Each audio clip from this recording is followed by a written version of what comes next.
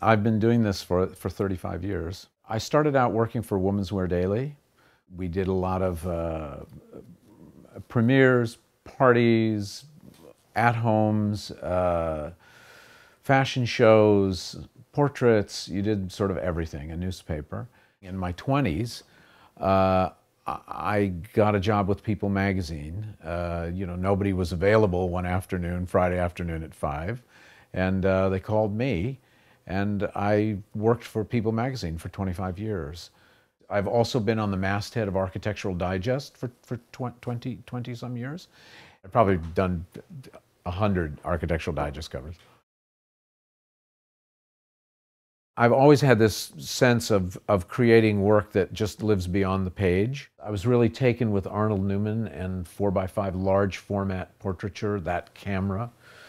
And so I started photographing artists in Los Angeles, and that became very successful. I photographed David Hockney and Sam Francis and Richard Diebenkorn and now Mike Kelly, who's a very famous artist, and was able to get access to a lot of people, very fortunately, and would shoot that in my free time between assignments. I would ask one artist, who should I shoot? And each artist would give you a list of people, and so I did quite a bit of that. And out of that, I was given a show at the James Corcoran Gallery here in Los Angeles, which was a sort of the gallery in the mid '80s. I sort of put all my energy in this sort of what I called sort of grand portraiture. People magazine is completely the opposite of that. You know, they want people jumping out of cakes and, you know, on the roof jumping up and down and all that. So it's a, you know, just completely different place. I started doing work that was not portraiture work, but with a similar camera, because honestly, people, they don't buy portraits. Maybe somebody's artist's mother will buy a portrait, but that's about it. I grew up here in Los Angeles. My grandfather was a very well-known songwriter by the name of Jimmy McHugh, who wrote "I'm in the Mood for Love" and "On the Sunny Side of the Street." And my mother was an actress. She was under contract to RKO, and I really wanted to capture what Los Angeles must have been like to them when they came out here in the 30s, when there were no freeways, when people had orange trees in their backyard.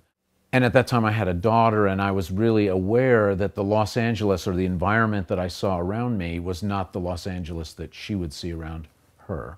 And so I set about with a 4x5 camera and a Crown Graphics, which I can, Speed Graphic, which I can, has a rangefinder, so I can handhold it, to sort of photograph these various places that I remember from my childhood. A lot of that work initially is about memory and time.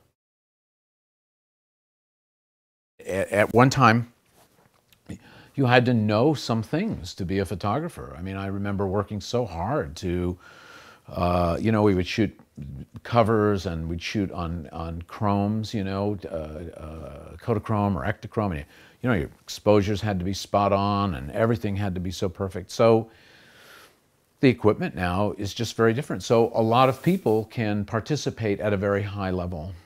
So I did a lot of work for Life magazine. And, you know, if you're a photographer and you're out there and you're shooting for Life magazine, there's a huge kind of, I'm with Life magazine, you know, and it's this shield that just goes in front of you. But I realized in the end that those brands really, and you know, no offense to anybody, those brands have no loyalty to me, really. And I would feel like, well, you know, I'm a part of whatever the publication is, whatever. But you're not. You're a freelancer, and, you know, time will come, staff changes, whatever, and you're gone. So I really began to understand that you need to make work that's your own, that's about you, you know, and has your own voice in it. And that work, though difficult, can be much more enduring. The last 5 years was about a lot of phone calls that didn't get returned to magazine editors or art directors. I thought, you know, I really want to create a body of work that has meaning to me, that I can say, well, I did that. I mean, just don't give them my telephone records, you know. So I've just really done this in earnest, and then of course, which makes the whole thing go, people have been buying them. So that's like, it's all about that, you know. It's interesting to me, and it also gives me something that I can go at every day. So that's really, at this point, I mean, this has been a kind of a slow transition, but over the last couple of months, I realized, man, this is really what I do. You know, this is what I do. So that's how it goes. I suppose anyone that's familiar with my work knows that I do a lot of Polaroid. I was using a lot of Polaroid Type 55, which is a black and white positive-negative Polaroid. And then a number of years ago started shooting a lot of color, like 59 and 79.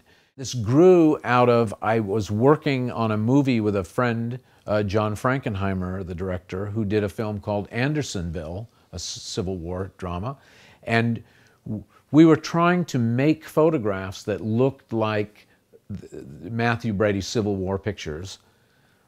On a movie set, you can't be there with tripods and things. You know, they just like, get out of there, you know. So I started using an old speed graphic because it has a rangefinder and you can hand hold it.